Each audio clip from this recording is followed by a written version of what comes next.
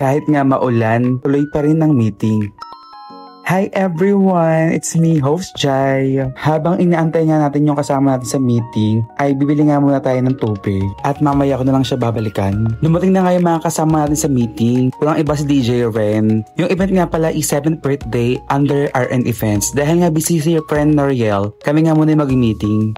Nasa may kawain na nga kami nito. Grabe ang ganda ng biyahe namin kasi wala masyadong traffic. Kaso pagdating nga namin ng SM Marilao, sobrang traffic na. Tapos parang uulan pa yata kasi ang dilim ng kalangitan. At buti nga sa mga oras na ito ay hindi pa nga bumabagsak yung malakas na ulan. Nadaanan nga namin yung pinakamalaking stadium sa Bulacan, ang Philippine Sports Stadium or ang Philippine Arena. At nakarating na nga kami sa may Figaro Coffee Shop. So over here, DJ. Grabe, basta pa yung buhok natin. So yun, kaya magbili tayo sa may Figaro Coffee Shop. So let's go guys, Santa Maria Branch. Pagpasok pa nga lang namin, namanghana kami agad kasi ang ganda ng ambience. Very aesthetic at malamig din yung lugar. At masarap din siguro yung mga pastries and cakes dito. Yun nga lang ay hindi nga ako fan ng mga ganito. At habang inaantay nga namin si client, naisipan na nga namin umorder ng drinks ni DJ Ren. Grabe, nilibre niya ako. Tinry ko nga dito yung Beaches Calm.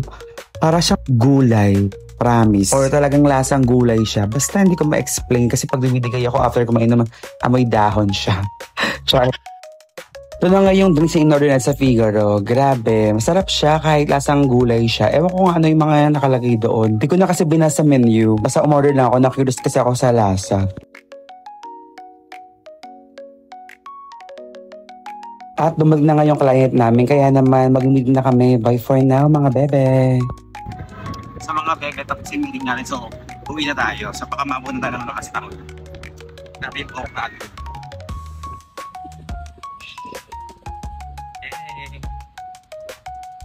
Sobrang dilim na ng talak ng kaalangitan.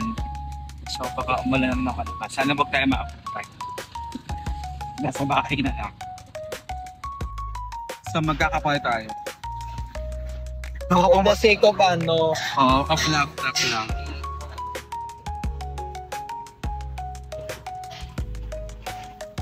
At nagkapot na kami ni DJ Ren. Nakita nga namin sa malayo kasi umuulan na. Kaya naman para safe na lang din ay nagkapot na nga kami. kapag talaga pinagpunta tayo nito pala na to. Oo nga, diba sa Ilan eh. At umulan na nga mga bebe. Ingat ang lahat sa biyahe. At sa wakas nakauwi na kami. Thank you so much DJ Ren. At syempre mga bebe, bago tayo umuwi sa ating apartment, kukunin natin yung ating inigiban na tubig. At nag-trek na nga ako. Thank you for watching mga bebe. See you on my next vlog. And bye everyone.